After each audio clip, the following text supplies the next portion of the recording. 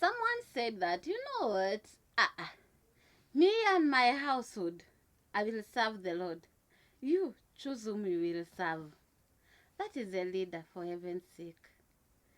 Because a leader gives guidance, a leader gives direction, a leader gives, like, this is the path we are going to follow. And Joshua stood and he was like, you know what, no matter what you're doing, no matter what you choose, as a community, as a nation, me and my household, me as your leader, you know, that time Joshua was the leader. He's like, me as your leader, I have chosen to serve the Lord. Though. You, who will you serve? And if you look at it carefully, it talks a lot about leadership. Because the moment God has given you the grace to be a leader, it means that He has seen ahead. He entrusts you and he has already given you the grace to lead. And it's for you now to choose. Okay, issues will be there, hardships will be there, there will be seasons of discomfort. Yeah, there are those seasons that you come and you are like, hi Jesus, what am I even going to do in this one? God, I know I've lifted my hands and I'm tired and I'm exhausted, but at the end of the day, if God is the one that has called you into that position, He'll give you the grace. That's why you have the grace to even stand and say, okay, this is what. Now look at it, for example, in every nation, leaders comes with decisions.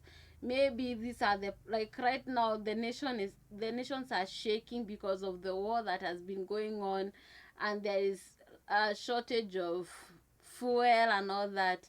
Now the nation, every nation sits down with its cabinet and everyone, and they now comes up with a decision. Okay, how do we help stand in between our people and the rising inflation of the prices? What will we do so that we'll not you know, squeeze so much our people, and will also not affect the fuel industry? That is a negotiation, right? That's the same, you know. You as a leader, like I've said, God expects so much from you, and leadership is not easy. It's never easy. I won't lie to you that you wake up one every day and be smiling. It is exhausting because it requires a lot from you.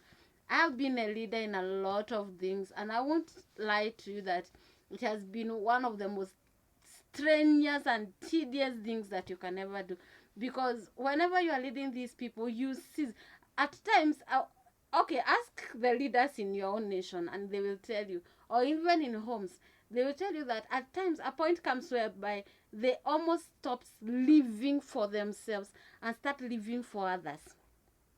Yeah, it's no longer about them or their families. That's why it takes grace for you to be married by any leader, even a church leader. I'm not talking just about a nation. Either a pastor, either an evangelist, either a politician, any place that you are dealing with a leader.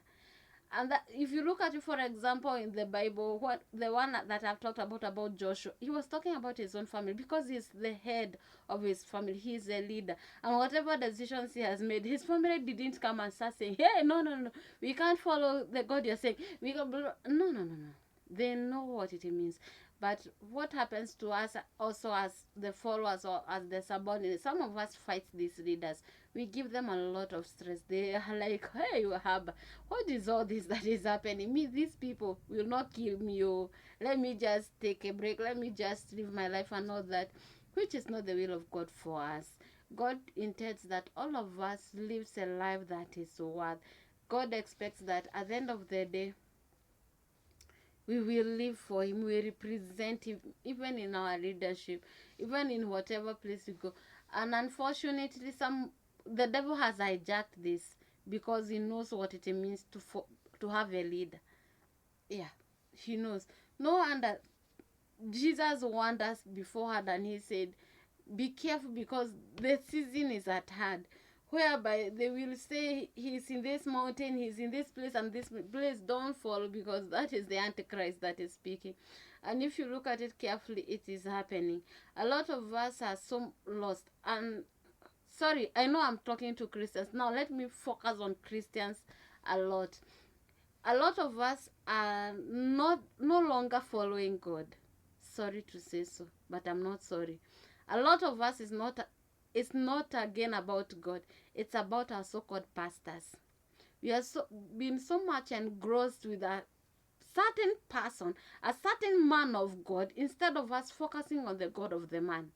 That is why you find that it's always about my pastor said.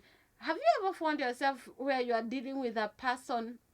Maybe it's something that you want clarity, and the person is no longer quoting the scripture. In fact, if you ask them about the Bible, they don't know much about the Bible. All they know is that my pastor said, this leader said, this leader said. Wait, you say you are a Christian. Which kind of Christian are you? It means that your pastor has failed as a leader. Yeah, because they are not supposed to lead you to themselves. They are supposed to lead you to God. Look at Jesus carefully. Jesus didn't call the disciples to himself. He called them for the Father, right? Because he says in his word that God should manifest himself. Like God should glorify the Son so that the Son can glorify the Father.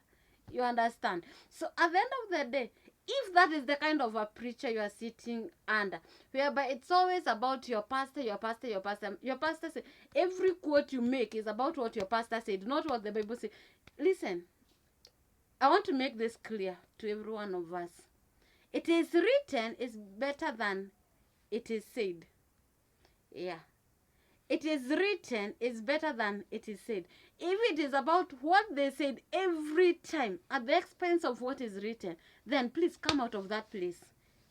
Come out of that place. It's Kai, we'll look at this in the next episode. God bless you. I'm Matu Jane, and we are looking at leadership, this being our August edition series. Till I come here next time.